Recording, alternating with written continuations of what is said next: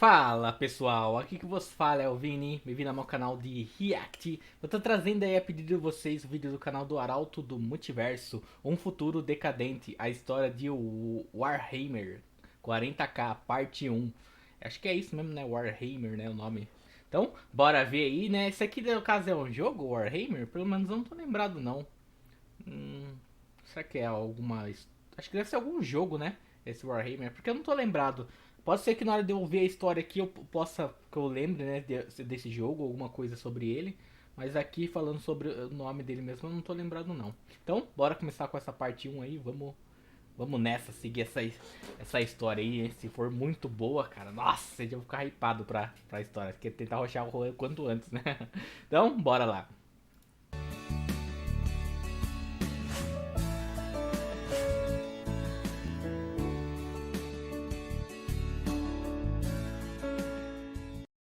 Olá pessoal, bem-vindos ao primeiro vídeo da minha série Histórias do Multiverso, onde contarei histórias de vários universos da ficção científica.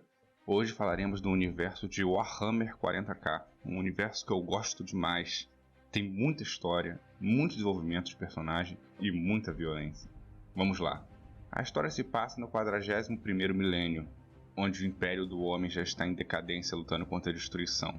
Isso é, a menos que você participe do Império do Homem. Mas vamos voltar no passado, antes do 41º milênio.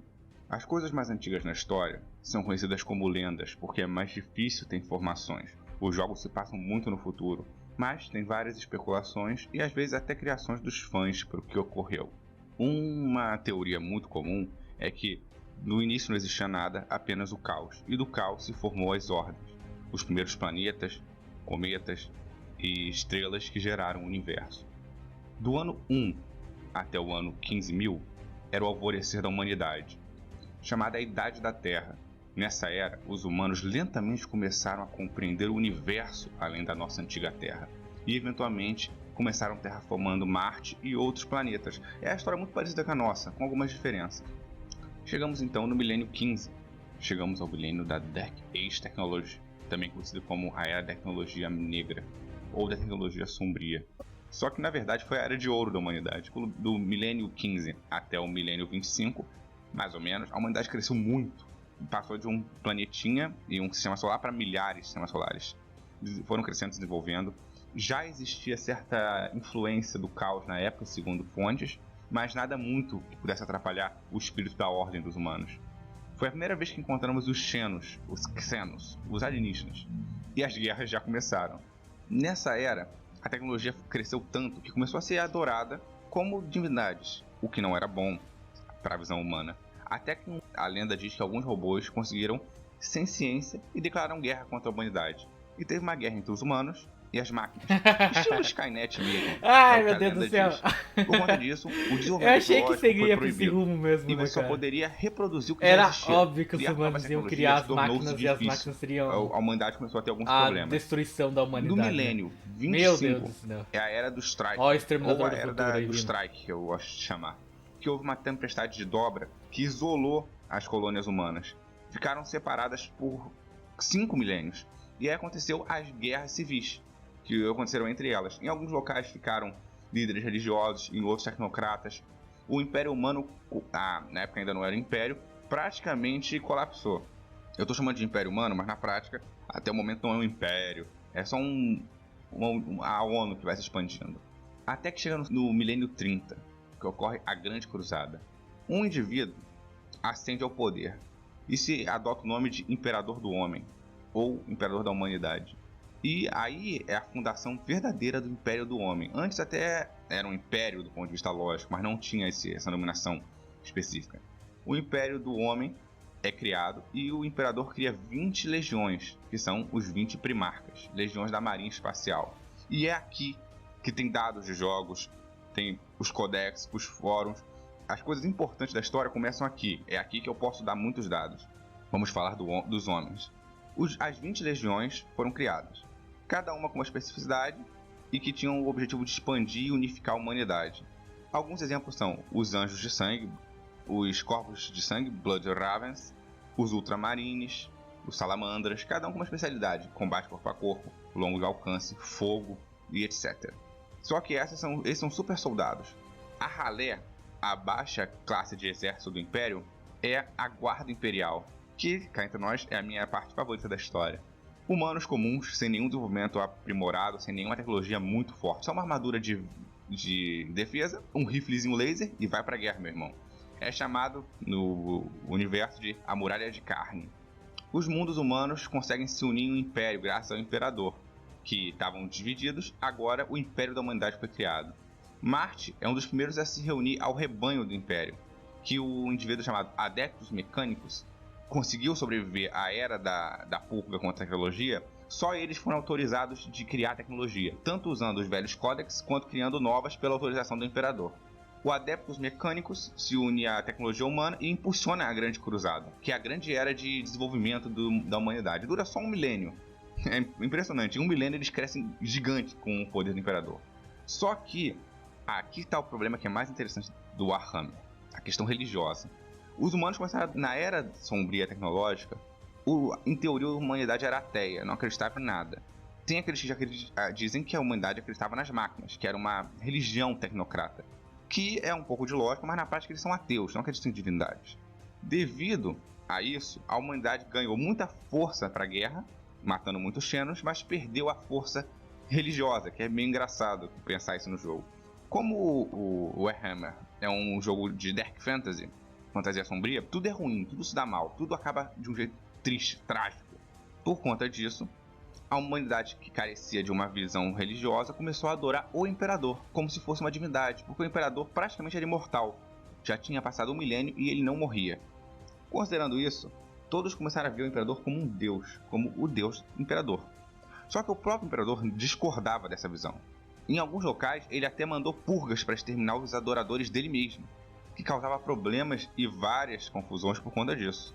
Horus, que era um dos primarcas, o favorito do Imperador, durante a Cruzada, começa a sofrer influência das divindades chamadas os deuses do caos. O que isso quer dizer?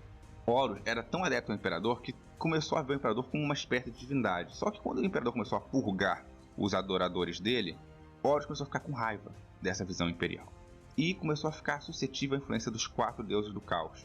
Por conta disso, Horus trai o Império e se torna o porta-voz do caos. Suas legiões são levadas para o espírito da destruição e declaram guerra contra o Império. E aí acontece a Grande Guerra Civil, a Horus Heresia. Das 20 legiões, 2 se perderam. Não tem muitos dados sobre elas, mas das 18 que sobraram, elas se dividiram meio a meio. Metade das legiões ficou do lado do Imperador, metade das legiões ficou do lado do Horus, defendendo a heresia. Durante o início da guerra, teve a grande purga das legiões. Das legiões que ficaram heréticas, muitos indivíduos ficaram contra a heresia. Por exemplo, a legião Os Filhos do Imperador, que se recusaram, metade dela se recusou a seguir Horus. E teve a Grande Guerra Civil. Durante essa guerra, milhares foram mortos, milhões. Até que no fim, as legiões herésias conseguiram se unificar do lado da heresia, e os legalistas, os loyalists, foram derrotados. Então houve a Grande Guerra. Durou-se séculos essas guerras entre a divindade do caos e os humanos. Os humanos começaram a perder, porque sem uma divindade, sem ciência humana, que é a capacidade de ver o futuro e se comunicar com o universo, começou a ser corrompida pelo caos, porque não havia uma força da ordem para contrapor a isso. Os humanos eram ateus, até existia deuses da ordem em outras raças, nos xenos, mas não nos humanos. E aí os deuses do caos conseguiram controlar muitas mentes e crescer muito, não tem ideia. Até a grande batalha final. Com a batalha final, Sanguinis, um dos patriarcas, foi morto para permitir que o Imperador conseguisse derrotar Horus e matá-lo, entre aspas, matá-lo. Só que o Imperador ficou tão ferido que não podia mais lutar e ele ia morrer. A morte do Imperador era inevitável e ele ia ser destruído. Só que, devido a isso, ele foi colocado no trono imperial, que é um trono dourado que mantém ele vivo. Ele praticamente é uma caveira, mas ele ainda está vivo. Não podendo mais lutar, falar ou se mexer, o Imperador se focou à meditação e sua consciência psionica no jogo conseguiu ascender. E aí, ele ainda não é um deus, mas ele tem tanto poder que ele consegue afastar a influência do caos. E então, devido a tanto poder do Imperador e a capacidade dele não ser mais um laicista ou proibir a religião, os humanos elevaram o Imperador ao status de Deus, porque ele é imortal e sua consciência pode afastar o caos. Na prática ele é um deus, só que ele, imagina como é irônico, o imperador, que é a maior figura laica que não gosta da divindade, se tornou uma divindade para os humanos. Então criou o eclesiarcado, um grupo de religiosos que agora controla a burocracia imperial. Como o imperador não pode falar nem se mexer, agora eles que mandam em tudo. E nasceu a famosa frase, o imperador protege. Por conta disso, chegando à ascensão do eclesiado no milênio 32, por quê? Porque enquanto o imperador mantinha uma verdade imperial e afirmava que não havia deuses, que não havia deus nenhum, que era só tecnocracia na veia, e aí usou a Grande Cruzada para espalhar essa mensagem, a heresia de Horus conseguiu tantos adeptos que quase destruiu todos. É muito irônico, eu acho essa coisa mais irônica de todas, porque o imperador, que era um ateu ferrado, virou o deus da humanidade para protegê-los do caos, graças a isso. Esse movimento ganha tanta força que vira a religião oficial do Império, a religião do culto imperial. Após o milênio 32, vamos ao milênio de 1034 a 35, que o Império está dividido em outra guerra civil, não mais pela heresia, e sim pela força da fé. Caraca, mano, mais o credo imperial mantém a força do Império, mas uma coisa que não vai acabar, né, cara? Vários locais sempre vai haver ateus guerra, querem se separar, sempre porque por não algum querem mais único ficar motivo, ligados né? ao Império. Houve dois impérios da humanidade, o Tecnocrata, que é o que vai ser destruído, e o Império da Humanidade, que é o culto imperial, que agora o Imperador é Deus. Essa guerra dura 2 milênios, até que no milênio 36 ela acaba, e o Império da Humanidade se reunifica. Mas, já unificado, começa a ocorrer apostasia.